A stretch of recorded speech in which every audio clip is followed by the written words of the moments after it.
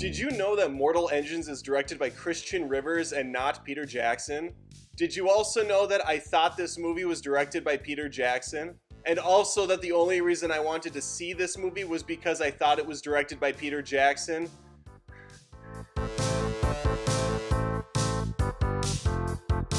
How do I put this delicately? Mortal Engines sucked. If you liked Jupiter Ascending, or Valencia, the city of 1,000 something or another's, you may like what this has to offer. This has a lot of those same fixings.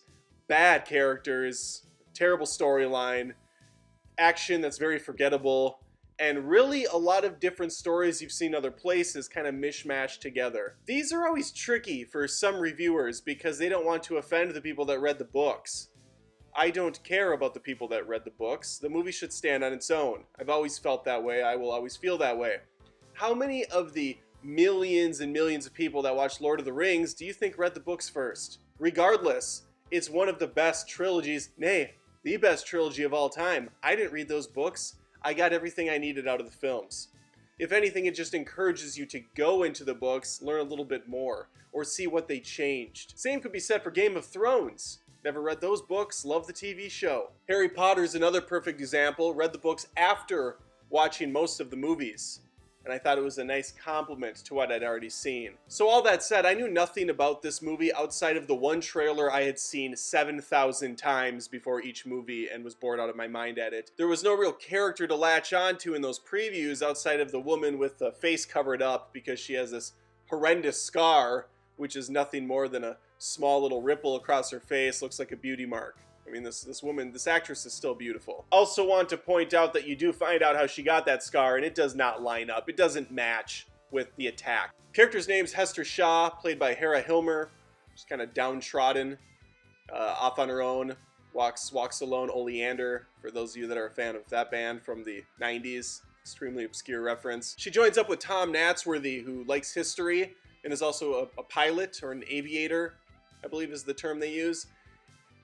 He lives in London, which isn't a place anymore. That still it's on wheels and it moves along the land, as do all the other cities and countries and or whatever's left of this world that was destroyed in less than an hour by something, by beams that came down. I think the world attacked each other in a war, but it was very glossed over and never really mentioned again. It's all about the destination, not how you got there, I guess.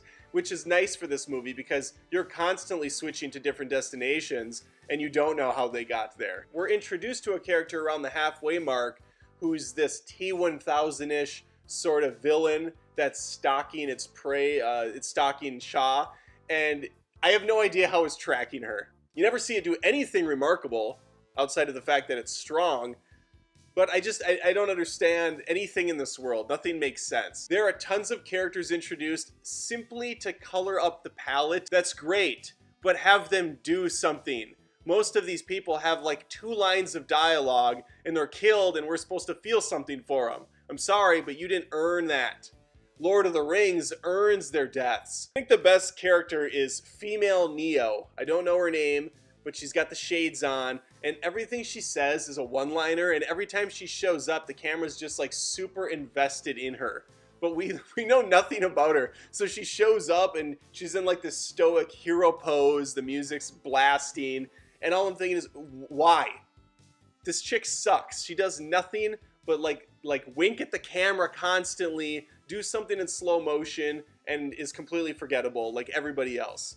There are 2 characters in this, hot blonde chick and pretty boy, who at some point find out a secret passageway that most of the people of London know about that goes up 1,000 stairs. So they take this climb, they come out of a sarcophagi, and they see that there's like this Nazi party that's making this killer weapon.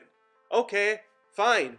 But then they're gone. They just disappear for like 45 minutes only to resurrect at the final hour. Just the blonde though. The guy's gone. We never see him again. And everybody on London just sucks. They're all terrible people. Yet Tom, for some reason, wants to save them in the end. He's like, we can't kill these people even though they're fucking awful. And they're awful because London, as I said, is a vehicle, but it needs to fuel that beast. So it's roaming the world, or what's left of it, gobbling up scraps and parts to keep the machine running.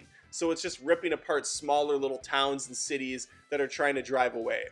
There's a cool opening act for about 15 minutes, and that's really all this has to offer. I went into this movie with a common cold, and I came out with cancer. That's how bad this was.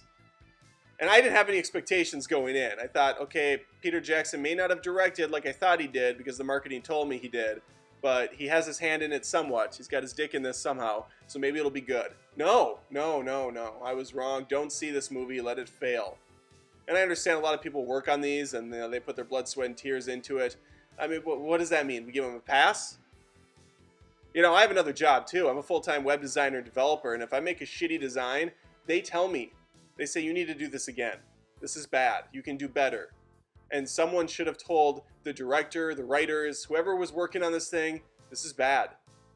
We're not going to be able to make more movies off of what we have here. Fantastic Beasts: Crimes of Grindelwald looks like an A+ movie when you compare it to this. That's where we're at.